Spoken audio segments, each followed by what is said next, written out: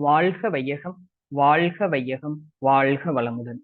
வேதாத்ரி மகரிஷி அவர்களின் நாள் ஒரு நச்சிந்தனை. நாள் மார்ச் 19. தலைப்பு மனிதனின் சிறப்பு.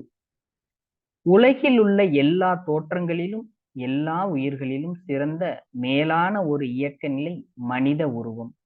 எல்லாம் வல்ல இறைநிலையை முழுமையாக எடுத்துக்காட்டும் பிரதிபலிக்கும் கண்ணாடி மனிதனே. உடலுக்குள் உயிர், உயிருக்குள் அறிவு, அறிவுக்குள் அருள் பேராற்றலின் இயற்கை இவ்வாறு ஒன்றில் ஒன்றாக நிலை கொண்டு மனித உரு சிறப்பாக வியத்தகு முறையில் இயங்கிக் கொண்டிருக்கிறது. உடல் குறிப்பிட்ட அளவு பருமனால் எல்லை உடையது. உயிரானது நுண்ணியக்க மூலக்கூறான விண் எனும் நுண் துகள்கள் கோடிக்கணக்கில் ஒன்றிணைந்து ஒரு தொகுப்பாக இயங்கும் ஆற்றல். இந்த உயிரானது உடலுக்குள் சுருங்கவும் உடலுக்கு பொறுத்தே தக்க அளவு விரியவும் கூடியது. அறிவு என்பது உயிரை மையமாக கொண்ட மெய்ப்பொருள். உடல் முழு ஆற்றிய வினைகளினால் பெற்ற அனுபவம், சிந்தனை, கற்பனை இவற்றிற்கேற்ப விரிந்தும் சுருங்கியும் செயல்புரியும் ஆற்றல் உடையது. அறிவில் அடங்கியுள்ள ரகசியங்கள் எண்ணி அறிய முடியாதவை.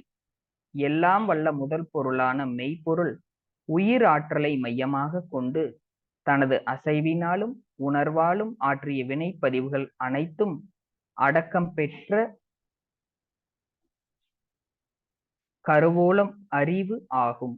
இது உயிர் துகளின் மையத்தில் தொடங்கி உயிர் துகள் தற்சுழற்சியால் விளையும் ஜீவகாந்த சக்தி மூலம் உடல் வரையிலும், மேலும் உடலுக்கு வெளியே புலன்கள் மூலம் உணரும் பொருட்கள் வரையிலும், யூகத்தால் பேரியக்க மண்டலம் அதற்கப்பால் நிலைத்த சுத்தவெளி என கருதப்படும் மெய்ப்பொருள் வரையிலும் விரிந்து சுருங்கும் இயல்பு உடையது. எல்லாம் வல்ல மெய்ப்பொருளே சுத்தவெளியாகவும் மெய்ப்பொருளாகவும் விண் முதல் மண் வரையிலான பஞ்சபூதங்களின் இணைப்பால் ஆகிய பேரியக்க மண்டல தோற்றங்கள் அனைத்திலும் இயக்க ஒழுங்காகவும்